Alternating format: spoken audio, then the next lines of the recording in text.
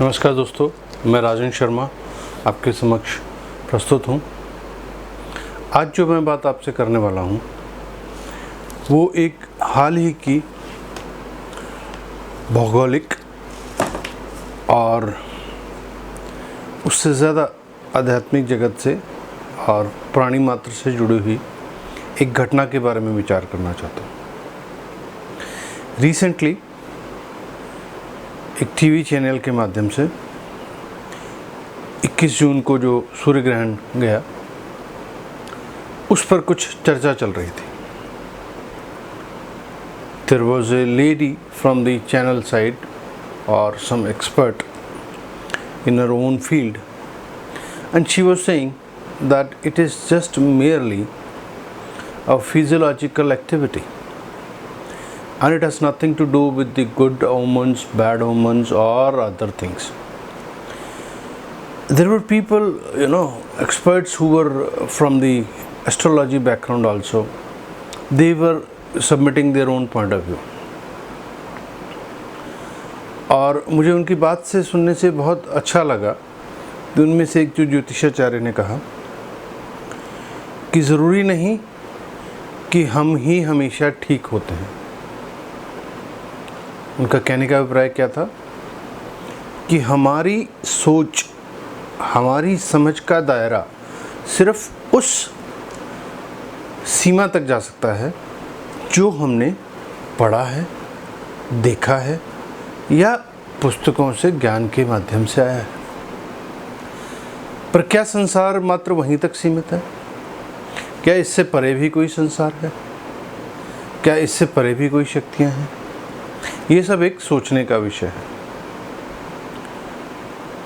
जैसे हम सूर्य ग्रहण को ही लें।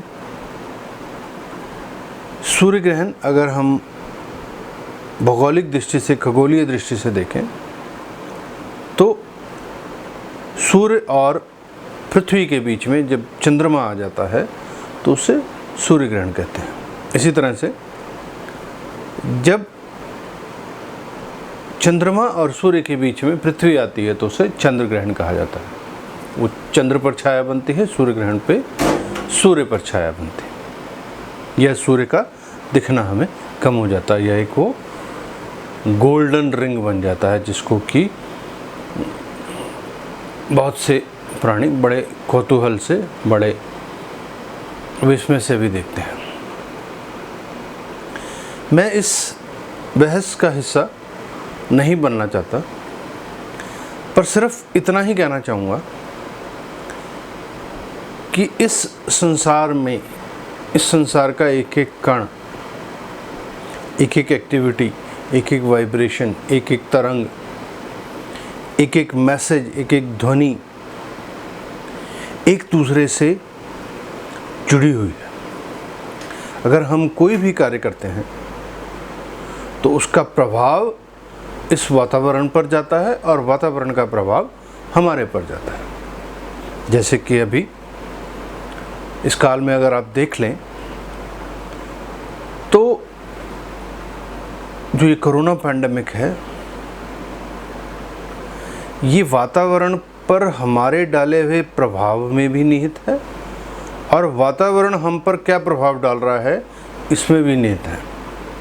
और ये आपस में बहुत बारीकी से, बड़े सुरुचिपूर्ण ढंग से गुथे हुए। ईशावास्योपनिषद का एक श्लोक है जो इसके साथ पूरा न्याय करता है। वो श्लोक कहता है, ओम पूर्णमदम पूर्णमिदम पूर्णात् पूर्णमुदच्यते पूर्णस्य पूर्णमादाय पूर्णमेवा वशिष्यते। Meaning that the one Tat, he is complete, he is infinite, and within that infinite this word lies, and this word is also complete. And even the smallest particle in this universe is complete in all respects. And it goes on further that if we remove this complete from the whole, then whatever remains is also the whole. That means there is pervasive infiniteness, there is pervasive blissness everywhere. And that is the beauty of divine bliss. That is the beauty of creation. That is the beauty of nature. It does not mean that the molecule which we see is very tiny or probably highly advanced microscopic lenses can only see that. It does not exist because our eye, naked eye, is not able to see that. इसी से जुड़ी एक movie है बहुत अच्छी, जो 100% perfect example तो नहीं है, पर उस मूवी में ये दिखाया गया कि the here Horton's here the here who. अभी हॉटन कौन है साहब? हॉटन एक एलिफेंट दिखाया गया है, and who has some subtle sounds coming to him. Nobody believes him, nobody trusts him, and everybody says that he is a fool. Now that noise or that voice, which was very subtle, probably not everybody was not able to listen, was coming from a tiny speck of flour. And when it is revealed, then that tiny speck of flour was having a whole community. Of course, it's a fiction, it is animation, but it conveys some meaning somewhere, and if you take the interpretation, that can be taken to this universe also. Like when we had God particle news, people said that okay, there is a lot of happening within a nucleus body also. Now what we are saying? We are saying that every tiny particle, every tiny speck, same as in the movie, though not perfect example, has its own structure, has its own set of combinations, permutations, and everything is complete in their own respect. This is what Ishavasya Upanishad says. Why it is said so? Because that infinite, that blissness is within everybody. And in context of Surya Grahan, solar or moon eclipse, we can say that this has certain impacts on all human beings also, as all human beings impact this environment also. I'll just tell you some facts which are there available on the internet. I thought that you might be interested in that. First thing is that in China, the solar eclipse is taken as a bad omen for kings.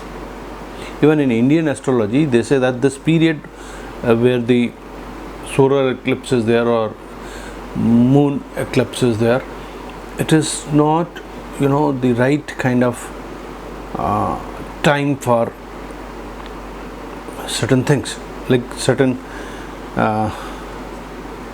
waves, vibrations are there which are negative. So lot of prayer, lot of meditation, lot of mantra jap is advised during this particular period, so that you can negate that, you can nullify that. Apart from that, if you see the seesaw up and rising, जो ज्वार भाटा है वो चंद्रमा से नियंत्रित होता है। अब आप देखिए साहब, इतनी दूर चंद्रमा है और water body all over Earth है। How it is possible that it is impacting और they are related? Yes, it is difficult to believe, but it is there. Science is also saying same thing.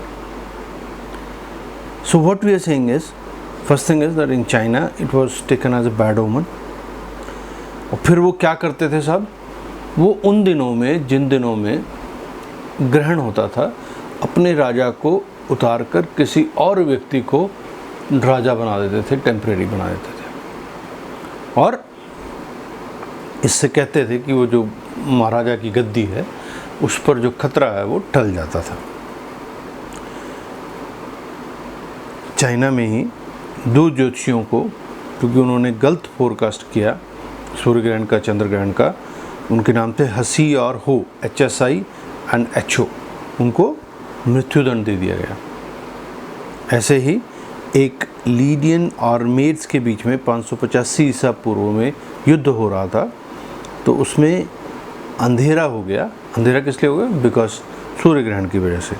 तो उसको शांति का संदेश मानकर दोनों सेनाओं ने संधि कर ली और युद्ध को समाप्त कर दिया। ऐसे काल में जो पका हुआ या प्री कुक्ड फूड है उसको अच्छा नहीं माना जाता। ये तो हो गई साहब भूगोलीय संरचना की बात, ज्योतिष की बात। पर इसके अलावा क्या हम इस नेचर के फिनोमिना को अपनी व्यक्तिगत ज़िंदगी में भी एक आधार के तौर पे, एग्जाम्पल के तौर पे, प्रतीक के तौर पे, सिंबल के तौर पे इस्तेमाल कर सकते हैं? यस, कर सकते हैं। Have you seen that a person who is very capable otherwise come to small movements, events which captures not the essence of that personality. Recently there are people who had committed suicide, but if you analyze their personalities, it is quite different from their momentary behavior. Now what we are saying is that anybody, now we are talking about a similar example of solar eclipse.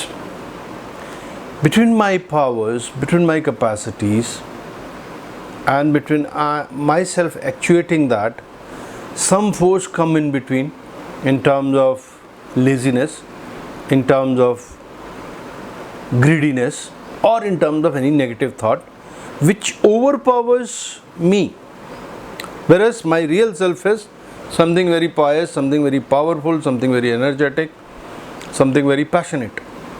But temporarily it can be having a solar eclipse by the negative forces. Now this is a beautiful example whereby हमें उस period को positive में परिवर्तन करना और अपने ऊपर आए हुए किसी भी तरह के नेगेटिव प्रभाव को साफ कर कर, उस धुंधलेपन को साफ कर क्लैरिटी करना है, थॉट प्रोसेस में प्योरिटी लाना है और अपने ऑब्जेक्टिव पर, अपने मिशन पर फोकस करना है, प्रैक्टिस करनी है, जिससे कि हमारा जो उद्देश्य, हमारा ऑब्जेक्टिव है वो अचीव हो जाए। Now what we are talking is that by virtue of taking an example from solar eclipse or moon eclipse, we can come powerful and overpower these temporarily tendencies. सूर्य फिर निकलता है ना साहब, और बड़े जोश खरोश से निकलता है और फिर दोबारा से वो सूतक काल समाप्त हो जाता है। यही हमारे जीवन में भी होता है। क्यों? क्योंकि ईशावास्य उपनिषद के अनुसार या और कई तथ्यों के अनुसार हर एक जीवन का कार्य, हर एक तरंग, हर एक वाइब्रेशन दूसरी वाइब्रेशन को, दूसरे एनवायरनमेंट को प्रभावित करती है और उससे प्रभावित होती है। तो इससे बहुत बड़ा लेसन लिया जा सकता है कि temporary phases are to be controlled, dwelled upon in a very very serious manner, and through meditation, through continuous effort, through practice, we can achieve what we want in our life. With these words, I thank you all. Thank you.